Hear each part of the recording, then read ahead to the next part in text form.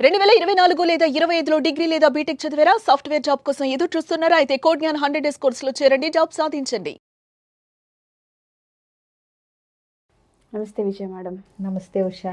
Madam, అన్ని counsellings మీరు చేస్తూనే ఉంటారు, కానీ ఎక్కువగా నేను విన్నది కానీ మనకొచ్చే కాల్స్ని బట్టి చూసేది ఏంటంటే వైఫ్ అండ్ హస్బెండ్కి సంబంధించి అసలు ఏ విధంగా ఉంటే బాగుంటుంది, మన మైండ్ సెట్ని ఏ విధంగా ఉంచుకోవాలన్న దానిపైన ఎక్కువ చేస్తుంటాం. సో కొంతమంది కామెంట్స్లో అడుగుతున్న విషయం ఏంటంటే, యాజ్ ఏ సైకాలజిస్ట్గా అసలు విజయ పెద్దన మేడం దీనికి ఏం చెప్తారో వినాలని ఉంది మాకు అని చాలామంది మెసేజెస్ చేశారు. సో కాపురాలు కూలిపోవడానికి ఈ మధ్య కాలంలో ఈ జనరేషన్కి మనం ఎక్కువగా వింటున్నాం. ఒకప్పుడు చాలా తక్కువ పోల్చుకుంటే, కంపేర్ చేసుకుంటే. సో ఏవి రీజన్స్గా ఉంటాయి, అసలు కాపురాలు కూలిపోవడానికి ప్రత్యేకంగా ముఖ్య కారణాలు ఇవి అనుకోవడానికి ఏంటి అని అంటున్నారు?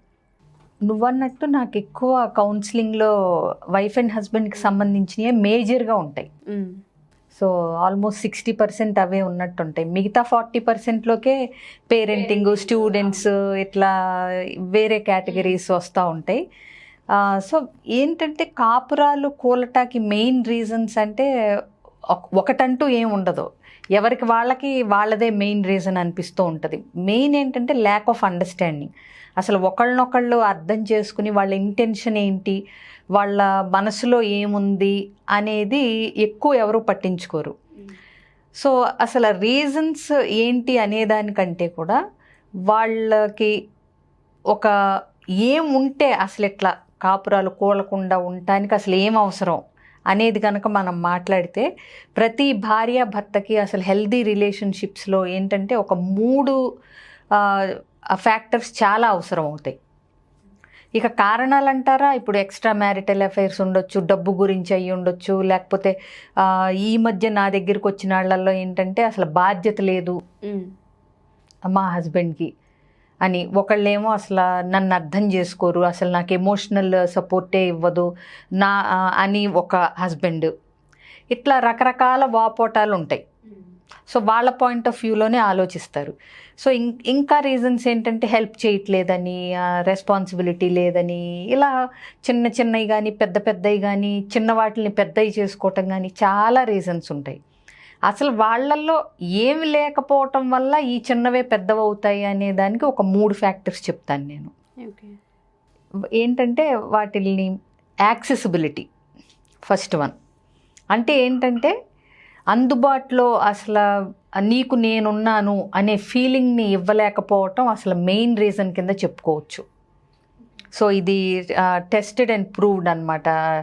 డాక్టర్ స్యూ జాన్సన్ అని ఆవిడ clinical psychologist, emotion focus therapy మీద కూడా ఆవిడ చాలా చేశారు. ఆవిడ రీసెర్చ్లో తేలింది ఏంటంటే, అసలు మనం చూస్తే ఇప్పుడు అంటే గొడవలు మొదలవుతాయి, అవి హీటెడ్ ఆర్గ్యుమెంట్స్ కింద వాదించుకుని కొట్టుకునేదాకా వెళ్ళిపోతాయి. అది డబ్బు గురించి అవ్వచ్చు, చీటింగ్ గురించి అవ్వచ్చు, రకరకాల చిన్న విషయం దగ్గర మొదలవుతుందని చెప్పాం కదా.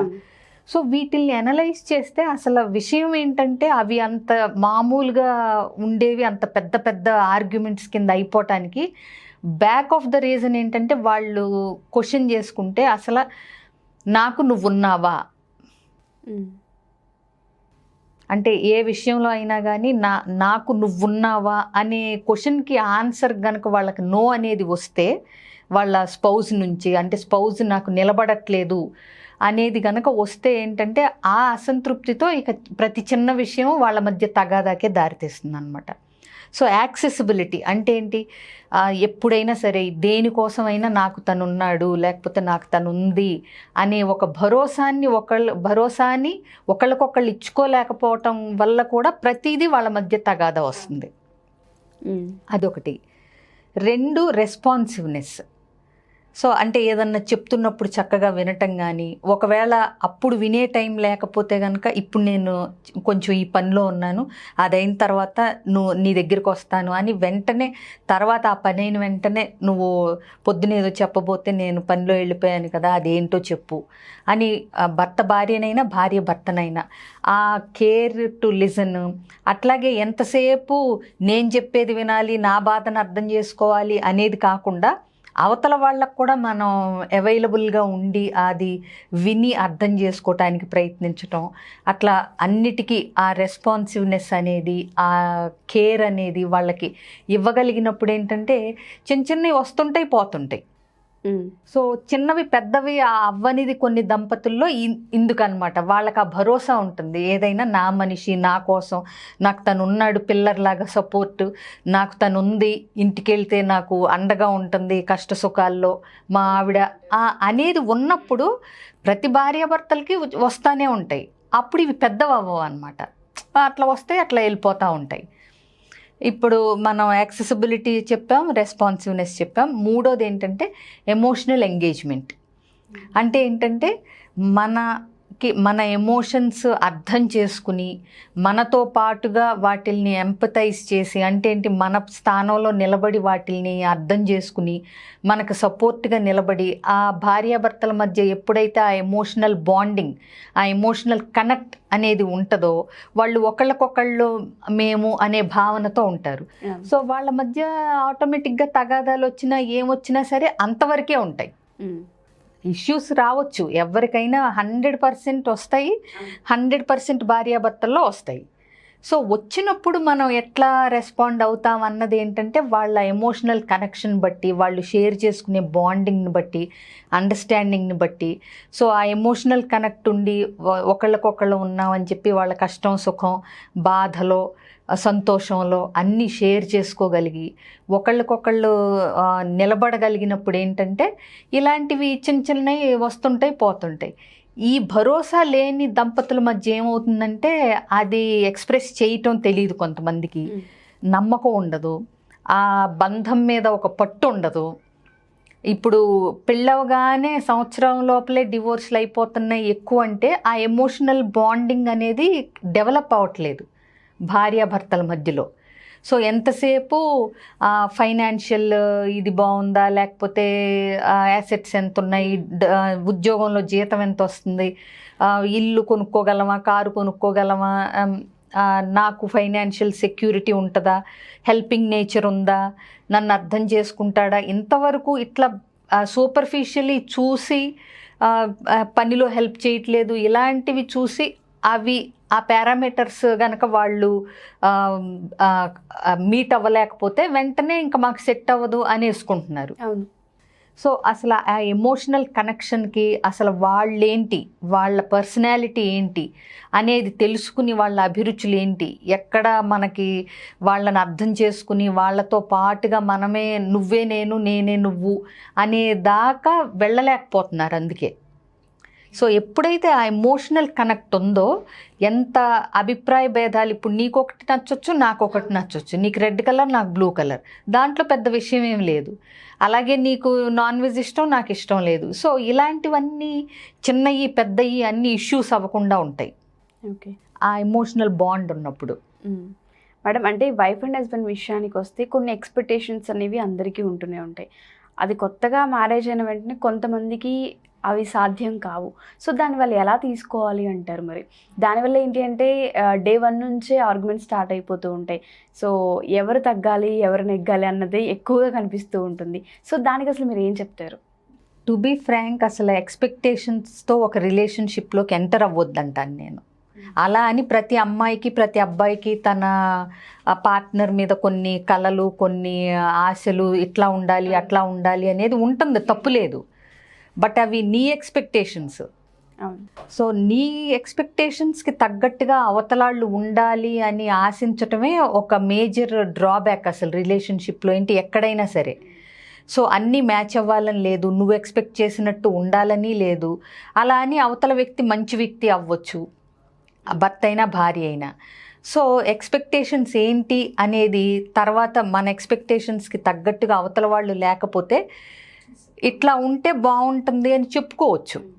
నాకు ఇలా ఉంటే నచ్చుతుంది, నాకు ఇది ఇట్లా ఉంటే నచ్చుతుంది అని. నీకెట్లా నచ్చుతుంది తనను కూడా అడగాలి కదా, అవతల వ్యక్తిని కూడా. భార్య అయినా భర్త అయినా ఎంతసేపు నాకు నువ్వు ఇలా ఉంటే నచ్చుతుంది, నువ్వు ఇది చేస్తే నచ్చుతుంది, నువ్వు ఇలా ఉండాలి అలా ఉండాలి అంటే అది ఆంక్షల కింద అవుతుంది. సో నాకు ఇట్లా ఇట్లా ఉంటే నువ్వు చాలా నచ్చుతావు, నీకు నేను ఎట్లా ఉంటే నీకు నచ్చుతాను, నువ్వు కూడా చెప్పు. ఏదన్నా వీలైతే నేను మార్చుకుంటాను అన్నప్పుడు అవతలాళ్ళు కూడా మన గురించి మారాలి అనే ఒక థాట్ వస్తుంది. అంతే కదా, నువ్వు చెప్పు, నేను ఏదన్నా ఉంటే నాలో నీకు నచ్చంది నేను మార్చుకోవటానికి ట్రై చేస్తాను అని అడిగితే వెంటనే అవతల వ్యక్తికి కూడా అవును తనకు నచ్చినట్టు కూడా మనం కొన్ని మార్చుకుంటే బాగుంటుంది కదా అని అనుకుంటారు కదా. ఇందులో ఇప్పుడు కొత్తగా వచ్చిన ప్రాబ్లం ఏంటంటే పెద్ద పెద్ద పదాలు వాడుతున్నారు. సెల్ఫ్ రెస్పెక్ట్ అని, ఇండివిజువాలిటీ అని, ఒకళ్ళ కోసం ఒకళ్ళు సాక్రిఫైస్ చేయటంలో కొంచెం కాంప్రమైజ్ అవటంలో సెల్ఫ్ రెస్పెక్ట్ అంత పోయేదేం ఉండదు. దానికి సపరేట్ డెఫినేషన్ ఉంటుంది. ఇప్పుడు మౌల్డ్ చేసుకుంటూ ఒకళ్ళ దారిలోకి ఒకళ్ళ ట్రాక్లోకి ఒకళ్ళు వస్తూ కలిసి ప్రయాణం చేయటానికి వెళ్ళే దాన్ని మనం సెల్ఫ్ రెస్పెక్ట్ కోల్పోవటం అనకూడదు. ఒక రెండు ఇద్దరు మనుషులు ఒక ఆత్మ కింద మమేకం అవటం అనొచ్చు కదా. మనం ఎందుకు సెల్ఫ్ రెస్పెక్ట్ పోగొట్టుకుంటున్నాం అనుకోవాలి? ఆ పదం వాడగానే ఈగో అనేది వచ్చేస్తుంది. అవునా కాదా? ఇద్దరు ఒకటవుతున్నాం, ఒకే ఆత్మలాగా ఉంటున్నాం, ఒక ఆత్మలాగా కలిసి ప్రయాణిస్తున్నాం అని అనుకున్నప్పుడు నీకు నువ్వు అనేది ఏం ఉండదు. నువ్వు నేను అనుకున్నప్పుడు ఈగో ఇవన్నీ వస్తాయి. మనం అనుకున్నప్పుడు అవన్నీ పోతాయి. అసలు నన్ను అడిగితే ఆ ఈగో, సెల్ఫ్ రెస్పెక్ట్, ఇండివిజువాలిటీ ఇట్లాంటివి అతీతంగా ఉండాలి బంధం అనేది, ఎస్పెషలీ భార్యాభర్తల బంధం. సో ఆ నువ్వు, ఆ నేను, ఆ పాయింట్అవుట్ చేసుకోవటం, బ్లేమ్ చేసుకోవటం వదిలేసి మనం అన్న పదంలోనే ఒక దగ్గరతనం కనిపిస్తుంది. నువ్వు నేను అనుకుంటా ఉంటే అది దూరంగా అనిపిస్తుంది. అవునా కాదా? సో ఎప్పుడైతే మనం అని ఆలోచన విధానం మొదలు పెడతారో అప్పుడే సగం గొడవలు పోతాయి. సో నువ్విలా ఉండాలి, నేను ఇలా ఉండను ఇలాంటివి చెప్పే బదులు, నేను ఇలా మారను నీ కోసం అనుకునే బదులు, మనిద్దరికీ ఏది బాగుంటుంది, మనిద్దరం ఎలా ఉండొచ్చు, మనిద్దరం ఎలా చేద్దాం అని అనుకున్నారనుకోండి, అంత సింపుల్. నేను ఎప్పుడు అంటుంటాను లైఫ్ చాలా సింపుల్, మనమే దాన్ని కాంప్లికేట్ చేస్తుంటాం. అన్నెసెసరీ థాట్స్తో, అన్నెసెసరీ ఏమంటారంటే ఈగోస్తో, వీటితో, అహంకారంతో ఏంటంటే మనం అన్నది పోయి నువ్వు నేను దగ్గరే ఆగిపోతున్నారు చాలామంది. Thank you so much Vijaya madam. మీరు అన్నట్టుగానే అహంకారం, ఈగో, ఇండివిజువాలిటీ లేకపోతే సెల్ఫ్ రెస్పెక్ట్ వీటన్నిటితోనే చాలా బంధాలు అనేవి తెగిపోతూ ఉన్నాయి. అలా అని మన సెల్ఫ్ రెస్పెక్ట్ నిజంగానే మనం కోల్పోక్కర్లేదు. దాన్ని ఎట్లా స్ట్రీమ్ లైన్ చేసుకోవాలో అది ఇంపార్టెంట్ అంటున్నాను నేను. అలా అని మనకంటూ ఒక ఆత్మాభిమానం ఉండకూడదని నేను ఎప్పుడు అనను, ఉండాలి కూడా. బట్ ఏది ఆత్మాభిమానం, ఏది అహంకారం, ఆ చిన్న గీత ఉంటుంది ఆ రెండిటికి, అది తెలుసుకోగలగాలి. Thank you ma'am, thank you so much. So ఎవరైనా సరే ప్రీ మ్యారిటల్ వీటికి సంబంధించి కౌన్సిలింగ్ కావాలి అనుకుంటే, ఈ ఎపిసోడ్స్ చూస్తున్న ఎవరైనా సరే కౌన్సిలింగ్తో పాటు ఏమైనా చిన్న చిన్న డౌట్స్ ఉన్నాయి, మాకు ఒక ఎపిసోడ్లో క్లారిటీ కావాలని మీరు అనుకున్నా కింద స్క్రోల్ అవుతున్న కాంటాక్ట్ని కాంటాక్ట్ చేయొచ్చు. Thank you.